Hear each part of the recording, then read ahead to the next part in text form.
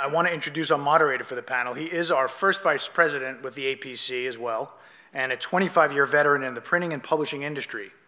David is currently the Salesforce.com effectiveness manager at Time Incorporated, where he's helping to improve the workflow for both the digital and mobile tablet versions of the Salesforce and Media Radar. In his spare time, David volunteers as a puppy socializer for the Guiding Eyes for the Blind. Please join me in welcoming our version of Jimmy Fallon, Mr. David Luke.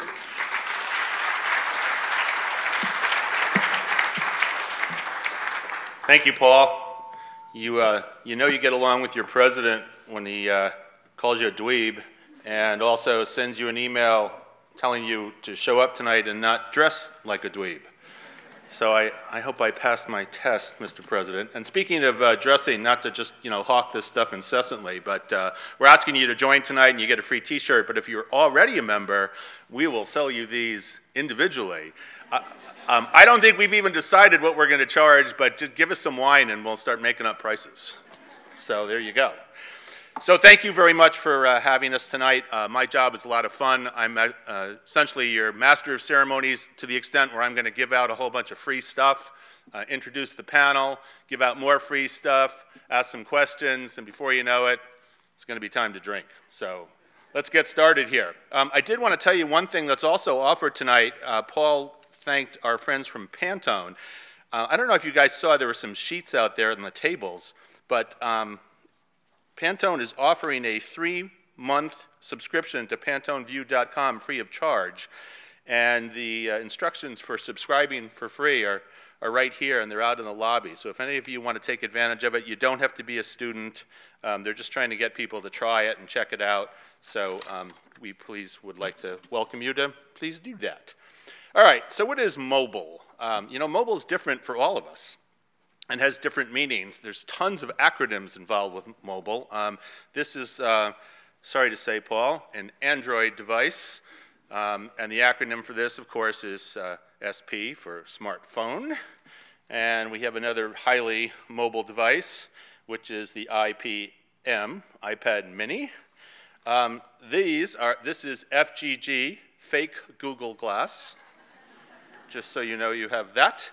And my favorite mobile device acronym for tonight is FCIC, and that stands for File Cards Index Cards. And that's in case the power goes down, we still have questions that we can ask. So it's really kind of our spare tire. We will be asking questions of the audience very, very shortly, which involves some free T-shirts. I'm going to need a member of our board to come down and help me. I hope Aaron's in the house. And, but first, let's bring up our panelists. So would you and Chris too, please join us up at the front and have a seat. And please welcome our 5 panelists.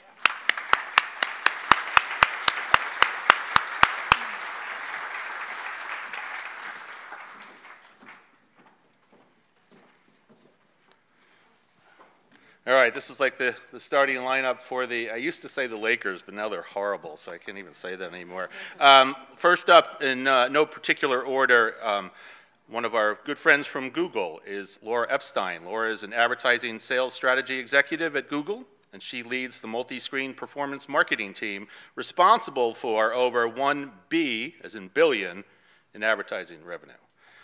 Lauren also leads the performance marketing agency activation partnership between Google and performance agencies. And prior to that, she led Google's retail vertical account management team. Please join us in welcoming Lauren Epstein. All right, I'm gonna rotate so that we don't just do, female, female, male, male, male. Aaron Harmon. Aaron is the Director of Mobile Applications Product at Viacom, where he manages the mobile application platform team. He is a cross-platform product manager, and he is responsible for building apps for all of the Viacom brands. These apps are managed in a variety of medias with a wide range of usage, such as TV, video, sales, and games. And Aaron has worked on interactive products for NBC Sports and the Olympics. He has a master's degree from NYU's Interactive Telecommunications program and lives with his wife in Port Washington. Please join us in welcoming Aaron Harmon.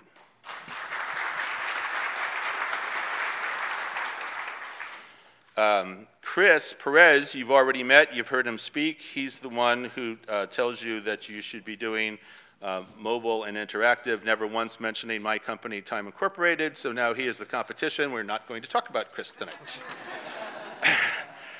Following Chris is Anthony DeCaria, who is the creative director of this is hard, AKQA. We don't call it or pronounce it AKQA, though, do we? Not at all. No, we don't. Okay.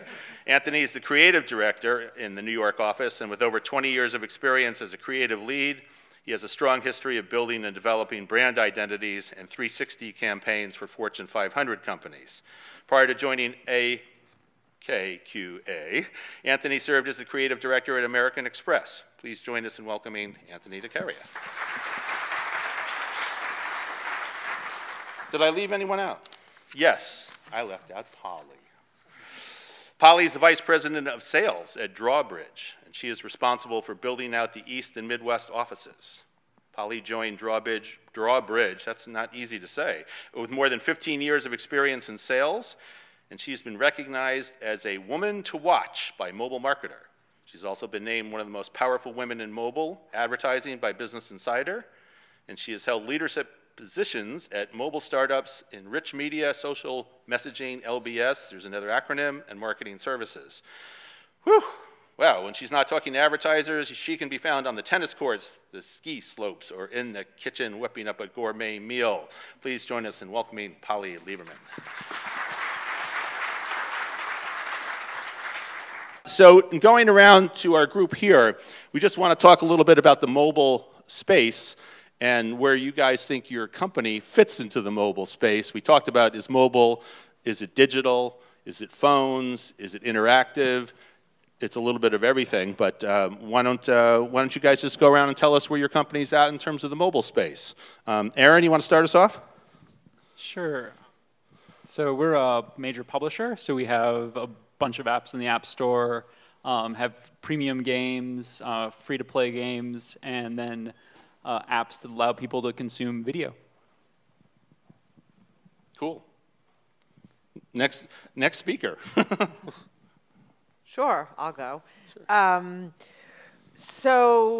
Drawbridge is a mobile-first company. We are primarily solving for the challenge that exists today that there is no such thing as a universal cookie across multiple devices. So leading in with mobile and then ultimately looking across other platforms. But the reason why the company exists is really because of the challenge that exists specifically within mobile, that there is so much fragmentation both in all of the different technology platforms, but also consumption. And at the end of the day, advertisers are interested in reaching the right consumer at the right time with the right message, and our goal is to help enable that.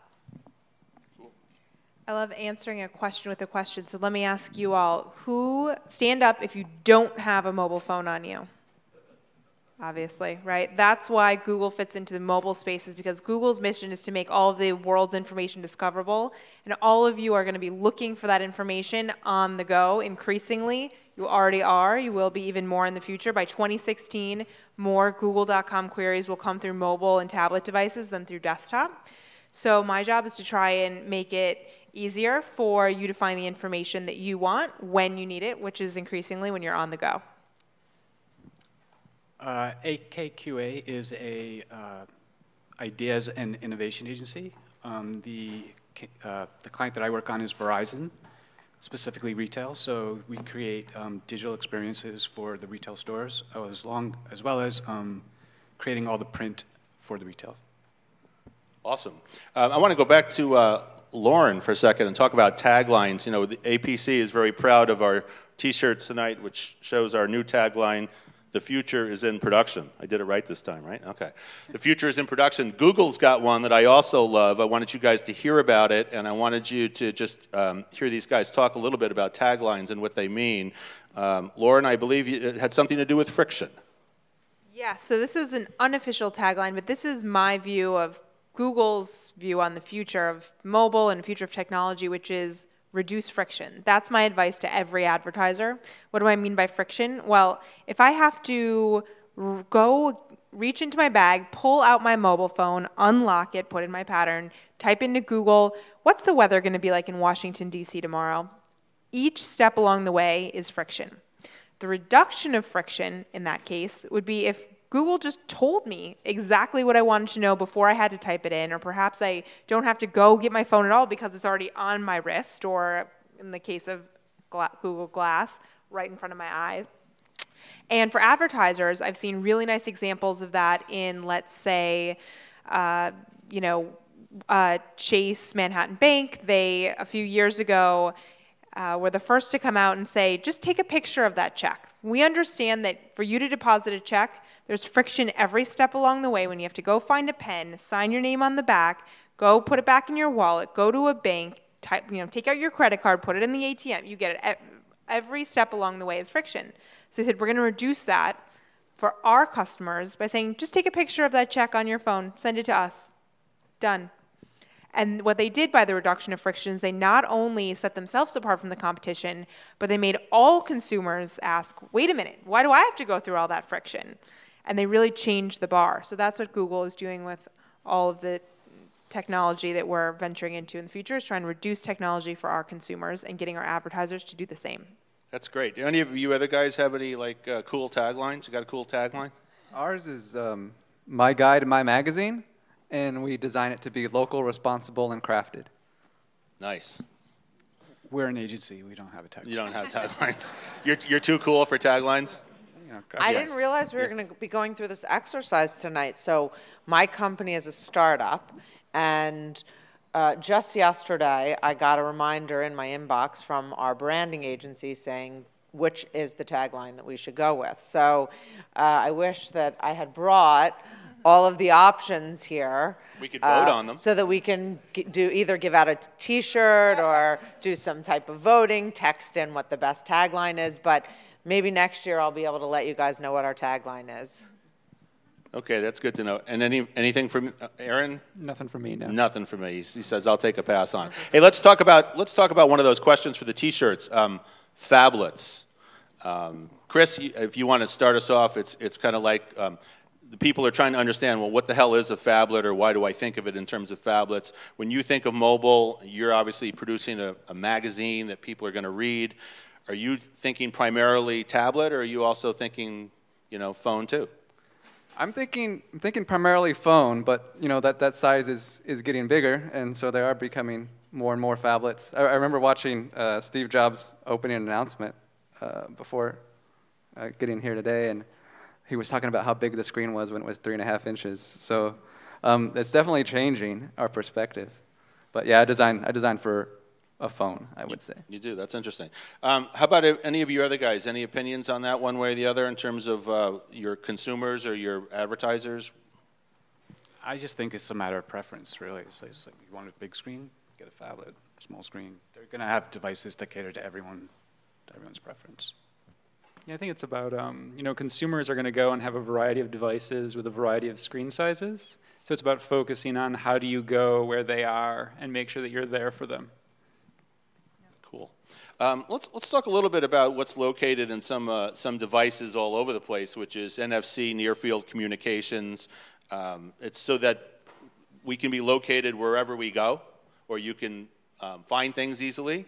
The question for you guys generically is, to have NFC in all these devices, do you think it's a good thing? Do you think it's a bad thing, or do you think it's creepy? Yes. Yes. I think it just depends on how people use it. I think there's a lot of really great uses for things like Bluetooth Low Energy and NFC, and think places where you want people to know where you are.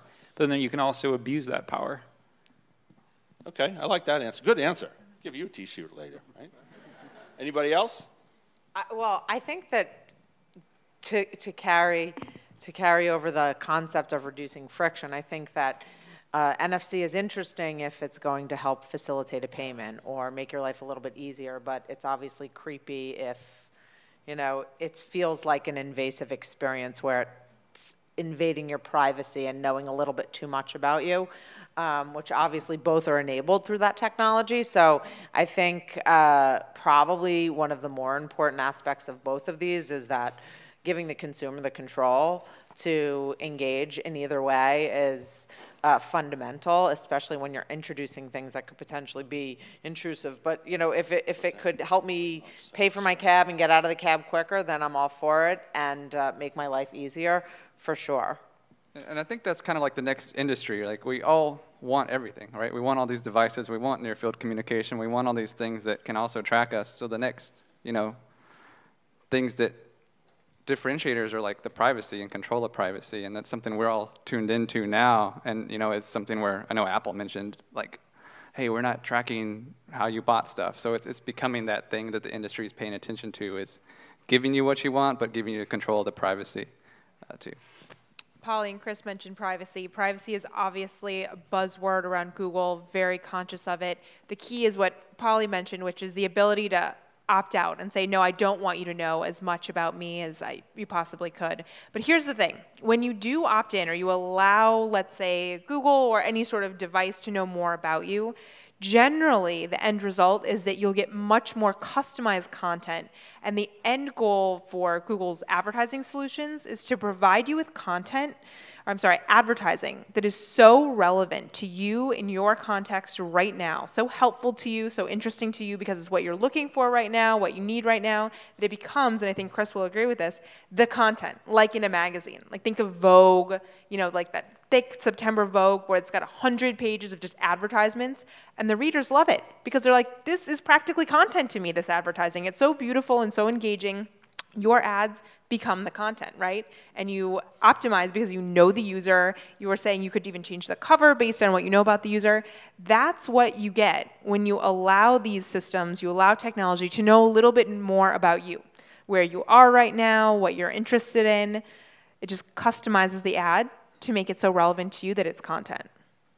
Cool. Anthony, what do you think, cool or creepy? Creepy. Creepy. Consumers, I think, are going to think the same thing. It's going to take a while to catch on and understand. Yeah, and I think there'll be more transparency for, like, you know, what do you know? And so I think that, like, they'll start fine tuning as things develop. So, like, okay, you can know where I can know this, but not that. It's creepy if the value that you get outweighs the creep factor, really. I mean, that's kind of what the consensus seems to be. It's helpful. Right. Whatever it is that you're getting that you value, whether it's, you know, a coupon to the store that you're about to walk in, somehow that's not creepy, but it is kind of creepy if someone describes it to you. But all of a sudden it's useful because now you got, you know, $2 off whatever it was you were buying, or I don't know how useful that is. Let's ask the audience. Audience, hands raised, technology that knows a lot about you, let's say more helpful than creepy, hands up. Okay, looks like people think it's creepy. Creepy, hands up. People are creeped out by technology. There we go. You should be the moderator. I like that. That's a good question. You should have them definitely weigh in on your tagline. These people they'll help. I know. Can I get all of your email addresses, please? Right. Hey, Paul just asked a great question we want to throw out to the panel, which is he showed you those two slides from 2005 to 2013 at the Vatican, right? And all those cell phones. Where do you think we're going to be 8 years from now? Thoughts? Like, on yourself, like the wearables. I don't know what it will look like. I don't know if it's on your glasses or if it's on your shirt or where that is, but I think that's the next trend, and that's the next place we're iterating to. So maybe we'll all like have our fists up or something. Yeah, I can see that. How about the rest of you guys? Anything? What do you think? 8 years from now? I don't personally see myself ever wearing something like Google Glass, maybe a watch perhaps, but I think the point here is that holding a phone in your hand wastes 50% of the hand space that you have. And if you're holding something down here and you're constantly looking down, that means you're not looking up and around at the world around you, who you're passing by on the street, who you're talking to. It drives me crazy when I go out to dinner and I see two people sitting across from each other, both lost in their own devices, not paying attention at all to the other person. So I think that's the case for moving devices out of objects that must be held and onto something else. We might not even be there, right? It might be virtual reality. Like, Right. it might be like You took away one of my questions. That's not fair. We'll send the drones in to take pictures for us. But how about this? How about if we revert back to having no phones? Wow. And How we retro. actually start paying attention to each other a little bit more. How about that? We're going to put our first question up and have people actually vote on it. So there it is. We want you guys to stay involved and to love it. So here, the average young adult under 25 years old touches his or her phone this many times per day. And that's where you can text to. It's very, very exciting. So while they're doing that, we're going to walk up and play with the panel some more. You guys having fun? All right, they're going to start to tabulate. They are going to start to tabulate, right, Paul? Yeah. We think so. Okay. So anyway, I've got a question here for the panel. You guys ready? Okay. Mama Bear, Life 360, Canary, My Mobile Watchdog, help you do what? Mama Bear, Life 360, Canary, My Mobile Watchdog, help you do what? Don't they monitor your house? I think they're like surveillance kind of systems. You're very, very warm. Anybody else have a guess from the panel? Those are apps used to track your children, so that if you want to find out where your kids are or what they're doing, you can have those apps installed in your mobile device or their mobile device so that you can track them down. B was whether or not you wanted to track your husband down, but that's... you guys have any opinion on these tracking things? I know we talked a little bit about, cool or creepy, but any thoughts on that one way or the other? I'm happy I'm not a kid anymore. Right. Okay, I've got a question for the audience, and you could just let us know by show of hands. Let's talk about how many of you use Mobile Wallet. Could you raise your hand if you use Mobile Wallet at all? Anybody use Mobile Wallet? 1, 2, 3, 4. Not too many, 5. One of the things you'll find out when this question is asked in a lot of different polling situations is you'll get a certain number of people who raise their hands saying they do use mobile wallets, and then when you change the question and say, how many of you use it for something other than Starbucks, everyone puts their hand down, which I think is kind of interesting. But I wanted to get your opinion on this because mobile wallets also ties into the security question. I think for those of us who have credit cards, I've got a Starbucks card, got the app, but you still always wonder, you wonder if Starbucks has your information and what they're going to do with it, if they're going to sell it. You guys want to talk a little bit about security in the mobile space at all?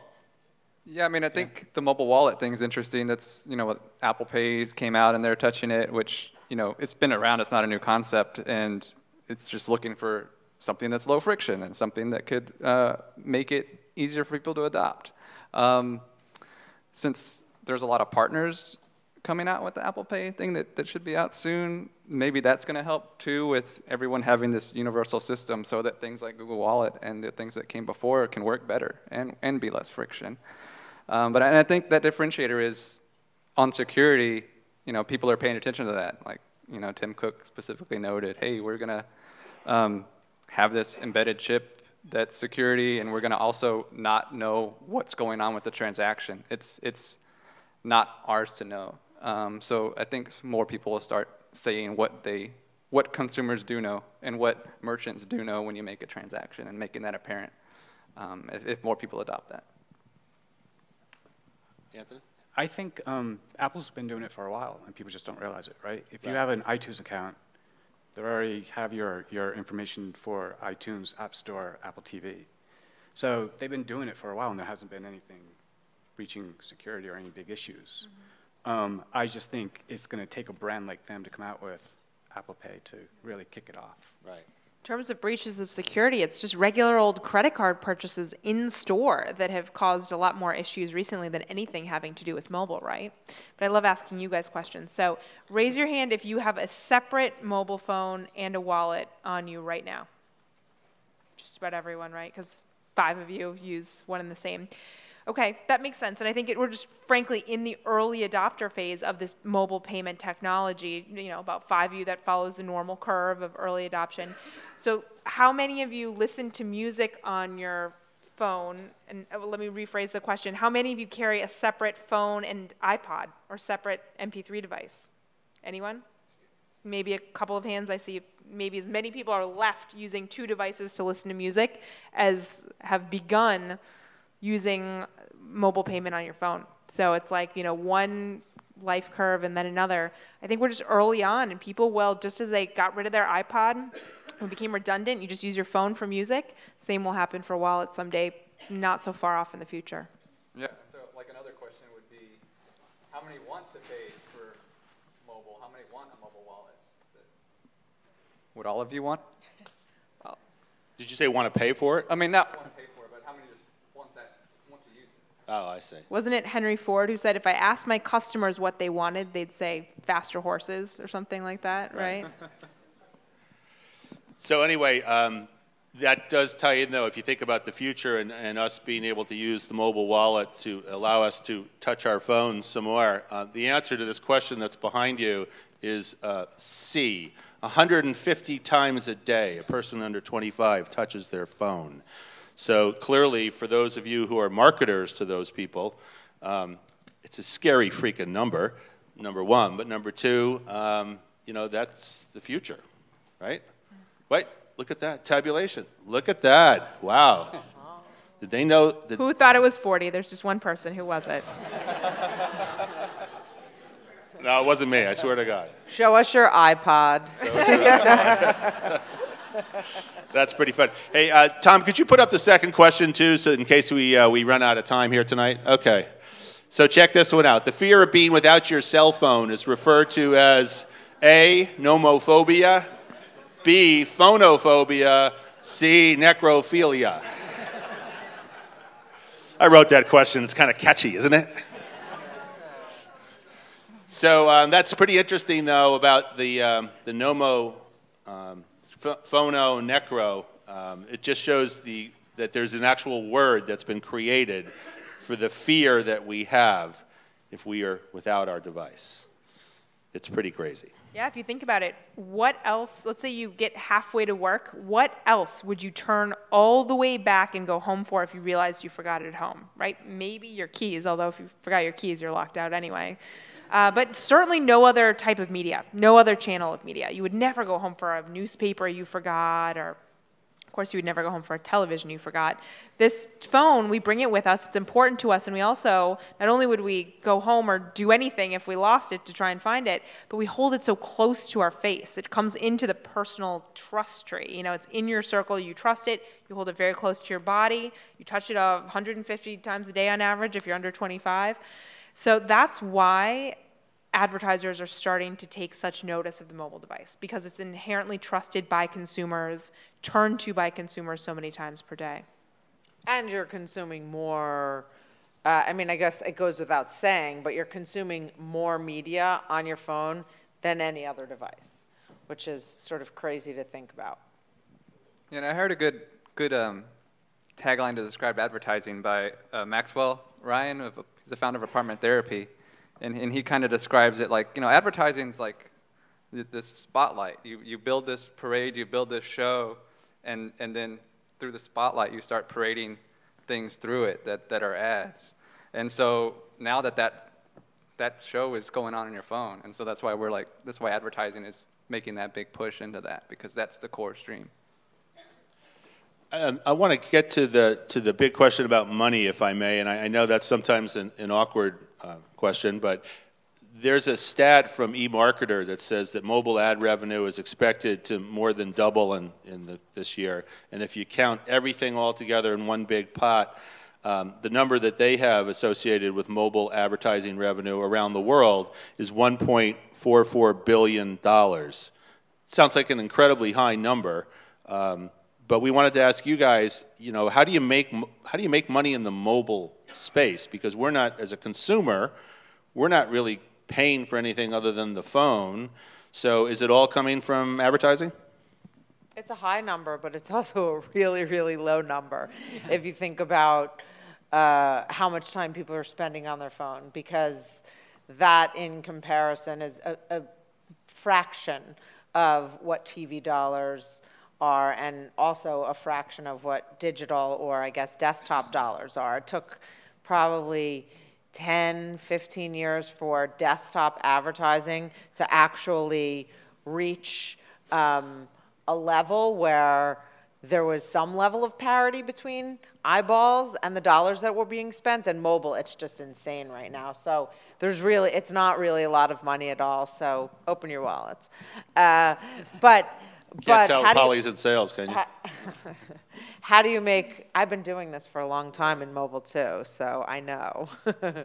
But how do you make money in mobile advertising? I mean, I think that we saw an example of great advertising in mobile applications. That's actually, I think that that's really a testament for creative thinking and actually being extremely smart about digital. The digital medium kind of got it wrong in a lot of ways with advertising, and hopefully we'll course correct on that, which is why the dollars haven't moved quickly enough into mobile or in the earlier days into the internet. But I think that if you're a publisher, creator of content, the way generally that you're making money is by a combination of advertising and subscription services, and that falls into, you know, somebody who produces magazines, somebody who builds games, anyone of that nature. The majority of the dollars that exist today are generated through advertising, and that could be, I think that probably right now, out of that nearly $2 billion globally, something like 50%, maybe more than that, is driving downloads, app downloads. So eventually that will change, but it's kind of where the market is right now. I don't know, would you validate that? It's probably higher than that. I'm trying to be positive. But. Yeah, I think we're probably seeing the same numbers. The numbers that jump out at me is the gap between the amount of time that US consumers spend on their mobile devices and the corresponding amount of ad spend that today is being invested into mobile advertising. Huge gap there, whereas advertisers are overspending on print compared to the amount of time that's actually spent with print. So, Chris, you're onto something with making a digital magazine for sure. Yeah. I also think that mobile's new enough where you don't necessarily want to worry about monetization right now, and you really want to be able to spend time focused on building your audience and getting people to come back again and again, and then trying to find what the right model is for advertising on mobile. Like, no one's really cracked that yet. Facebook's kind of come closest with their install model, but I think there's a lot of room for exploration that needs to be done. Good point. I wanted to show you guys, this is the 9/22 issue of Time magazine. It's for the new Apple Watch. And just so you guys know, it's not really that big, so please don't be afraid. It's about the size of a regular wristwatch if you read the article. You would expect Apple to come up with something that does and have a few features to it. The watch is really, this is not the Apple Watch, it hasn't come out yet, but it's about that size. It does allow, believe it or not, it does tell time. But in addition to telling time, it also allows you to do email. You can send and receive video. And in addition to that, it'll help you track your heart rate, which is kind of interesting. It also has a little button on it where you can actually draw. If you want to draw and send an image to a friend of yours, it allows that as well. And also, if you have a significant other person in your life, you're allowed to, you know how you check people in Facebook? You're allowed to bump them with your watch, where you send them a pulse of that you're thinking about them, and it's like an electric pulse, like a heart rate thing. What do you guys think about that? I wanted to ask it in context with redrawing this map, because, you know, if you have the technology in one place, like your phone, and you in another, you can put it down. If you're wearing the watch, technology never leaves you. You guys have an opinion on that? I just think it's going to, like the phone, a lot of devices and mobile inventions were from the functions, right? So Uber's from the GPS and Instagram from the camera. So it's going to be really interesting to see what comes from those functions that you just mentioned. Right. And they're pretty smart announcing it before it's available, so developers are all over it. So I'm curious to see what that's going to be. Yeah, I can't imagine how you're going to draw on that thing, but Yeah, and somebody is. Little tiny fingers. And that's a good point, because, I mean, nobody imagined you could do the things you do with an iPhone now until the App Store came out. So it's going to be developers that kind of set the stage at what you do with it. Right. I'm curious about the drawing thing. I mean, I didn't think it was that cool. I don't know if people really use that, or, I mean, maybe I'm wrong. Maybe I'm not in touch. But I'm curious there, and I think there is room for invention and new things, and it'll be neat to see. Awesome. Hey, Tom, could you put up the results if you have them? The fear of being without your cell phone is referred to as nomophobia is the correct answer. We will not address what phonophobia or necrophilia is in this session. Perhaps you can have some wine with us later and we can talk about that. But it is nomophobia. Creepy. And I'm sorry? Creepy. It is kind of creepy. And Tom, would you do us a favor? Put up the next slide because we want to see another factoid coming up. True or false? Check this out. We just read this week. More people on this planet have phones than they do toilets. Globally, are there more phones or are there more toilets? You know what to do about that. Panelists, I don't think I need to ask you anything about that, do I? No. Nah, probably not. Okay, so the other thing I wanted to ask you guys about is going global and how if you guys are thinking global. Time spent a lot of money in the article talking about Apple and competing in China. Do you guys, in terms of what you envision your own companies, do you guys think beyond the scope of just the U.S.? Are you thinking globally, Europe, Asia, other markets? We're a global agency, so we're all over the place. International clients. Yeah. So that's already in place. So that means yeah. Okay. Rest of you? I'm just focusing on going national first, but then we can talk about that. Okay. Good answer. Yeah, I mean, I think we're also a global company, but I think one of the great things about the App Store is it makes it really easy to distribute your content or any sort of content internationally with a couple of clicks. And before that would take much larger effort. Yeah, so the problem, or I suppose the problem that we're solving as a company, which is digital identity, and the new, whatever that means, the new version of a cookie, really, is global. So we are, in fact, global. I think that we see the majority, I would say probably upwards of 70% of our revenue today coming from the US, but this is certainly the biggest ad market with the most diversification as well. You go into other markets, it's kind of interesting what you see with more monopolies and so forth. Google has gone intergalactic. We're thinking bigger than global. But really, honestly, the US is a little behind when it comes to mobile technology. One of my favorite examples of cool use of the mobile device in terms of the inherent capabilities of a mobile device and using it for commerce comes out of Korea. If you want to look up eMart Sunny Sale, take a look at that on YouTube later. There's a very cool ad where a retailer was having trouble driving foot traffic over the lunch hour when they knew that their customer was out and about, walking around with their mobile phone.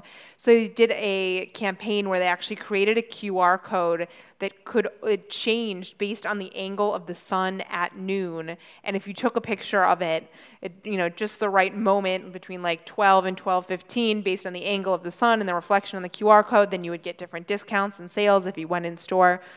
It was a really cool use of the type of thing that a mobile phone is inherently built to do, and we're not seeing that in the US yet, perhaps soon, but it's things like that that force companies to be global because it's the rest of the world that's driving forward this innovation where the consumers they're there. Good point. I want to talk about a case study that I read about this week. I think you guys would find it interesting. It's from the Quaker Oats Company. And what Quaker decided to do was, you know that goofy-looking guy who's on the cover of the Oats thing with the dumb hat and all that? And I shouldn't say that in case anyone works for Quaker. That's not nice.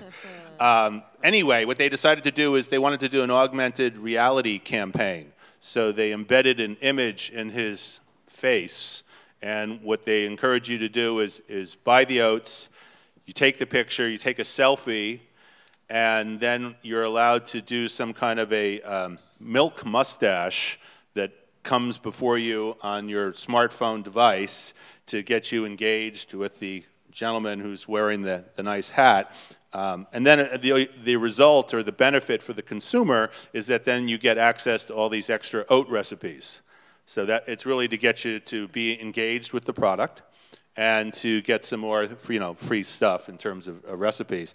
You guys, are you guys doing work now with augmented reality and things like that? Not doing like augmented reality, but I mean, it just comes to mind because we have there's this festival we're going to be having a booth at, and we were thinking of what are we going to have there to be fun and interactive. And we were going to have this, we're going to have an iPad slideshow that projects images of the celebrities, the musicians, and just random things like Grumpy Cat, and so that people can take photos with it. Right. So it's similar like that, right. Just so they can interact and participate, but not to that depth. Right, but it's an audience participation thing, right? Yeah. So, involvement. How about the rest of you? Anything? Yeah, we do something similar for Verizon.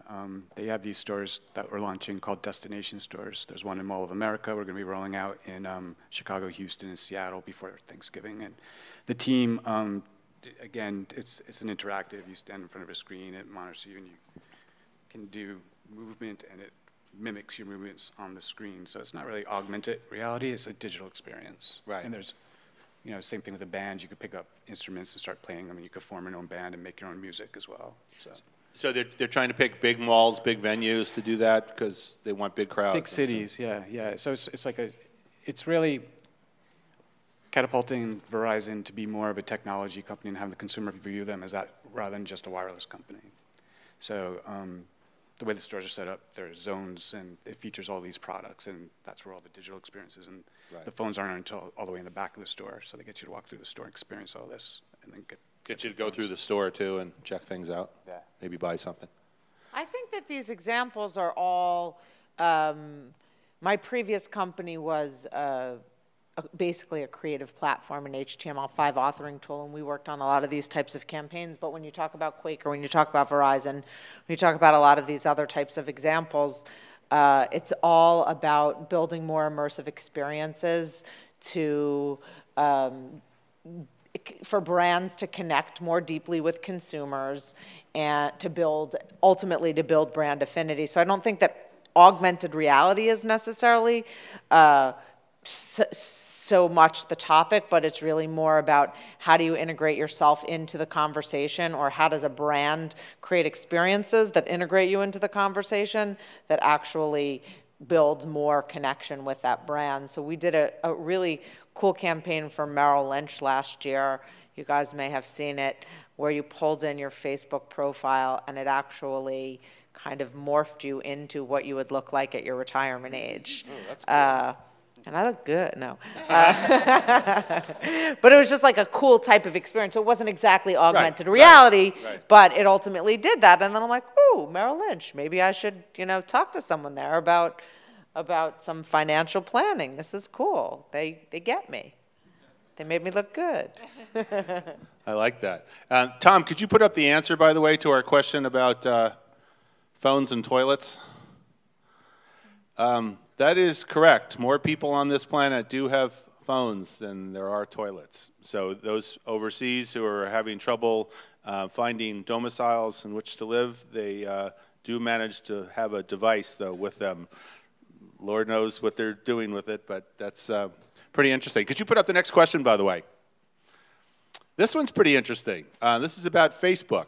Via mobile phone takes up what percentage of the total upstream web traffic in the world? This is people who are using Facebook on their mobile devices. And it's kind of interesting to look at that and think about that. Are you guys in the panel, are you guys Facebook users from the business standpoint? Yeah, definitely. Can you talk a little bit about? I think it's great for businesses.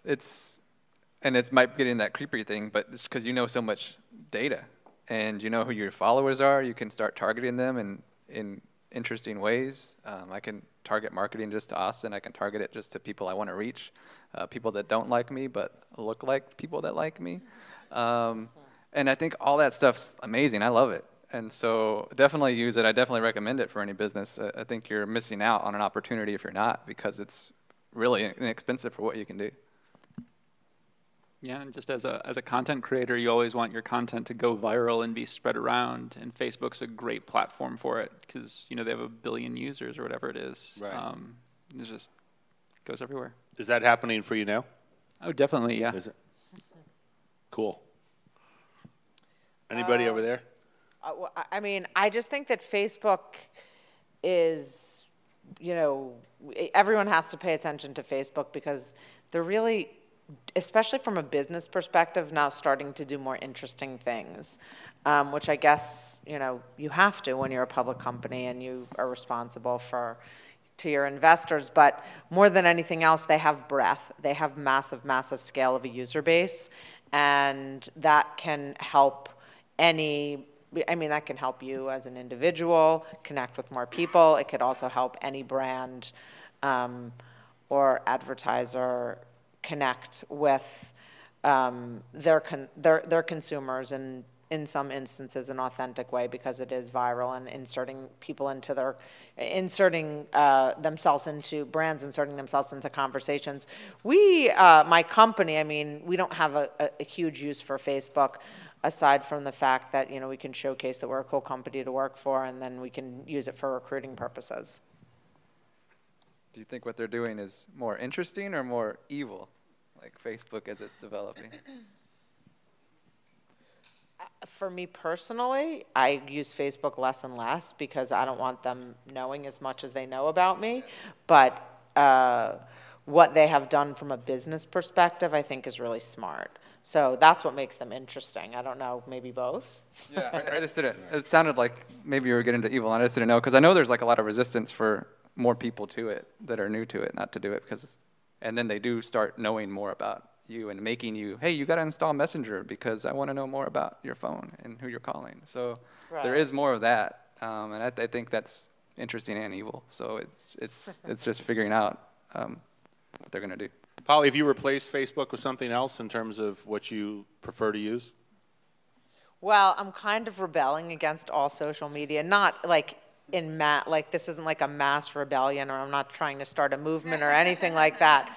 But we were in Fire Island last summer, and it was during the ALS Ice Bucket Challenge, and then it was a beautiful sunset, and we were talking about a lot of different things, and all of my friends were basically like, I forgot what it was like to experience this moment without like thinking how I could best capture the moment. And I thought, that's tragic. Like, why can't we just enjoy the moment that we're in? So that's kind of what I'm doing now.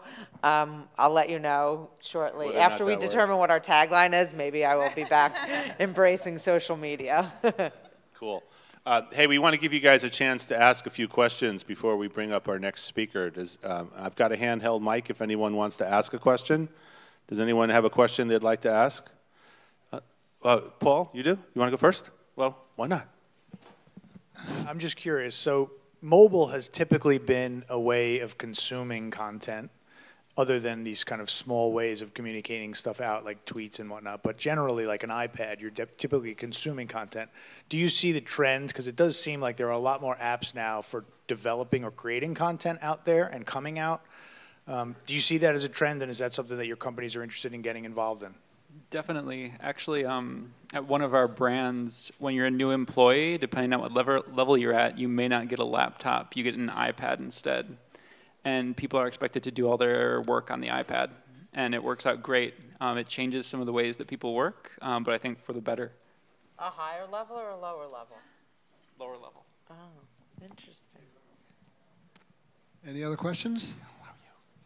Anybody have one? Oh, yes, this young gentleman over here. Thank you, David. Hi, one of the things that we've seen over the years is that the new technology moves up from the 18 to 25, usually from the 16, 17, 18-year-olds are the early adopters, and they start coming into the society. In college right now, we see a tremendous use, and one of the major players is Blackboard. And what we see with Blackboard today is that they've gone to the student ID level. On the student ID is dining services, bookstore. So you see the kids walking around campus, and they will tap to pay for numerous things. Now, I would imagine in time it would be a logical progression to put that as an app on their phones as opposed to the actual card, tap, and what they do. Do you see that as now that possibly that group moving in will push things like mobile commerce or virtual commerce or the mobile wallet further up the stream? Yeah, definitely.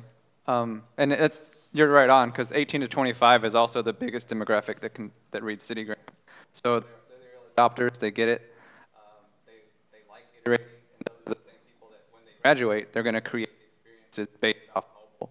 So they are going to be like, I'm used to tapping this, this should be easier to do. And so we're going to work at Google and figure out a way to make it easier and start doing that across all functions and all parts of their life. Yeah, I think thematically some of the questions that were asked tonight were about changing behavior.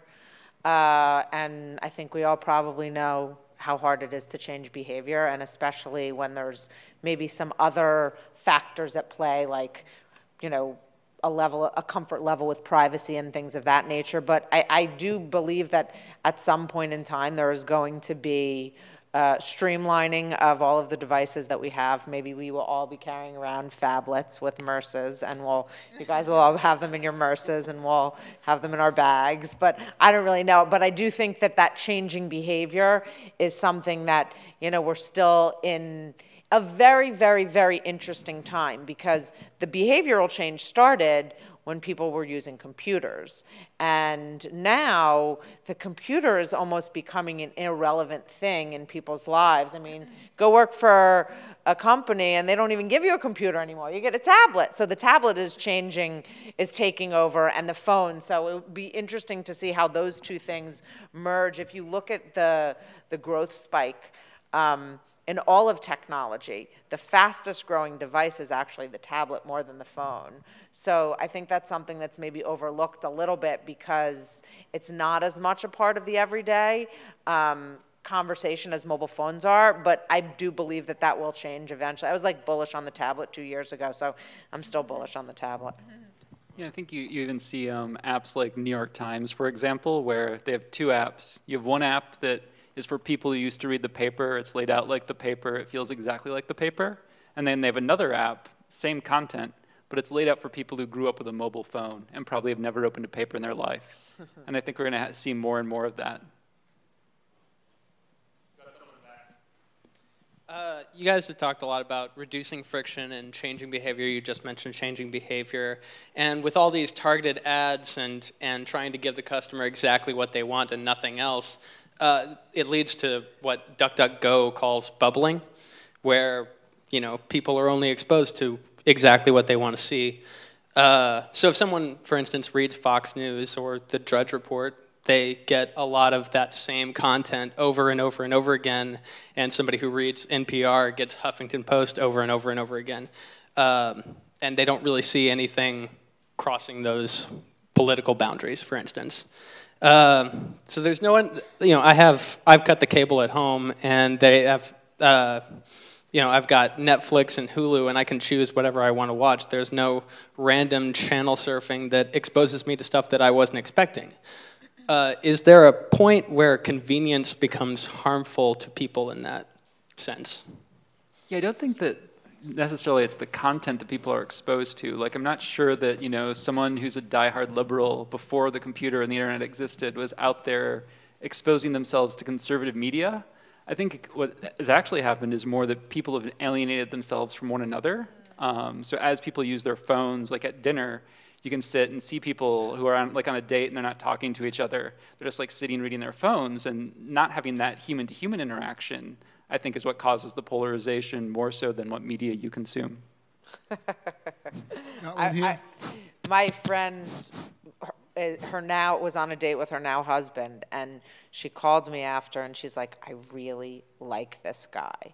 Was like right between appetizers and the entree. And he's like, should we take a break and check our phones? Which is actually good. I mean, I think that's like a nice thing that they weren't checking their phones throughout the date. But I agree with that. I think that, you know, what you get when you watch TV is access and surprises to things that you wouldn't necessarily, or channel surf, to things that you wouldn't necessarily see before. If you're, you know, on-demanding everything through Netflix or Hulu or whatever it is, then you might not necessarily be exposed to that. But if you have engaging conversations with people, then you'll hear about the type of TV or the programs or miniseries or whatever it is that they like. And I think that then changes things. I'm not a huge TV person, but everything that I do watch on TV, or 90% of what I do watch on TV, is a show that someone's like, you have to watch this show, as opposed to me, I don't know, discovering it through a different one. Yeah, too, though, I think like with something like Netflix, people always talk about, you know, you're watching what you want to watch. But like for me, there's a lot of times when I'm on Netflix, I search and the movie I want isn't there. But there's these other movies that they suggest that are really great that I would never see, like Jiro Dreams of Sushi and stuff like that, that, you know, now we're exposed to and we have access to, and it's really great stuff. So there's just lots more great content out there, and all these platforms have enabled that. It's another version of a friend.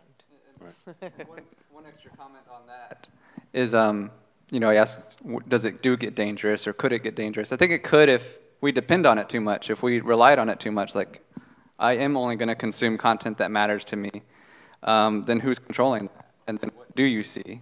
And then I might start thinking what I do see matters, even though it wasn't tailored to me. Maybe somebody paid extra money to send that. So that's where it could get dangerous, where the people in control aren't really out for your best interests. Like combining the bubbling with the native advertising? Yeah, like they could say they're bubbling stuff only matters to you, but then who's checking them? And Polly, just as a follow-up to your earlier comment about people at a dinner date and checking their phones, we figured out how to stop that with me and my buddies about a year ago, which is, you guys have probably heard this, you know, you all throw your phones into the middle, and he or she who picks it up first buys. Good plan. It prevented like everyone from reaching first. But then, of course, that went on for a few months, and then everyone's like, I don't want to play this game anymore. So we don't do that anymore either. Oh, well. Tom, could you put that stat up for us, by the way? Facebook via mobile phone takes up what % of the total upstream web traffic in the world? The correct answer, by the way, is 27% of the total upstream traffic in the world is devoted to Facebook. It's pretty incredible. Jimmy, there's a question over there. Hi. Is this working? Okay. I'm finding that more applications are asking for more of my privacy, for more of my data. You know, when I install something, it says, can we access everything, your photos, your address book, your, you know, everything you have. Does your magazine do that? Do any of the apps that you deal with do that? And what kind of responses do you get? Do you feel like people are, like, you know, some people are just like, no, I don't want to give this, and they don't download the app, they don't use it. Yeah, I just ask for, can we send you notifications? And I just do that so I can remind you that there's new articles and things coming out. So I don't ask that big list of things. I'm curious, like, for app developers that do, if they do that intentionally or they do that just because it's easy. I don't know how granular they can get with accessing or asking for that content. And just now, some of the apps and iOSs or operating systems in general are allowing that granularity to happen. I know the new iOS 8 asks, do you want to allow this to track you all the time or only while you're using the app? So I think it's getting there, but a lot of it's just because it's new, and so people are just probably asking everything to be easiest. So I can, maybe you guys know a little bit more about this, but I worked for an app developer company a couple of years ago, and every single application that gets submitted, particularly into the iTunes App Store, has to justify why they do the things that they do. I don't think that there are as many controls within Android. So I believe that there needs to be some justification. If you're asking for photos, for example, then maybe it's some type of a photo sharing or a dating application, and that's why they want to access your photos. If they're asking for your location, maybe it's a weather application. So I'm not 100% sure on that because I've been away from that world for a little bit, but I do think that there is one level of permissioning and control as opposed to, you know, just getting access to all of your information. I mean, there's other companies that do have access to that information, like tracking types of technologies for analytics and things like that. But in terms of from the consumer perspective, I think that there is some type of control and permissioning on the and that you need to justify for Apple. Isn't that right? Yeah, it's for both Apple and Google. You have And, to oh, and justify it. Google. I'm sorry, the Android marketplace. I knew it was a little bit freer. We're going to do one more. Sorry. Hi. Just to be curious, does you guys on the panel who owns iPhone, and do you guys also use the wallet? Did you hear it? Are you talking about Apple Pay? Whichever one, the iPhone and then iPhone, I guess. Do we use digital pay or mobile wallets? Yeah. I've tried it. I use it for a Starbucks app mostly, but and I don't want to use it. I'm going to use Apple Pay when it comes out. Yeah. I'm going to try it out. I used Google Wallet a little bit too, but when it first came out, so I want to get there, but I'm not there yet. I tried using it once at McDonald's, and it really confused the person at the desk. So then I stopped. Any of you other guys using them? Sorry? Are you guys using them over there? No. Yeah, I used it, but I stopped going to Starbucks. Okay. I buy things on my phone all the time, but the experience for me is when I have an account, like Amazon account, that I can go and access on the phone where my credit card is already stored in there, or Zappos, or whatever it is, someplace where I'm just like, oh, I got some time, maybe I'll buy a pair of shoes or whatever it is, need some paper towels. I think that's a great experience, which is similar but not exactly the same as having like an Uber type of wallet that you're just saying, hey, take this, which is basically replacing your credit card. But I think that the majority of the payments that we're seeing on mobile devices do come when you reduce those points of friction and say, just access your account, sign in, and then boom, you don't even need to enter a credit card or anything, and you can have your stuff at the door when you get home. How about you, Lauren? Are you a mobile wallet user? Anything? No, and not an iPhone user either. Wow. We're crushed. She's a nerd. There is a nerd. Okay, we're going to bring up our friends from Global Edit now, so please join me in thanking our panel. That would be Chris, Aaron, Polly, Lauren, and Anthony. Thank you guys very much.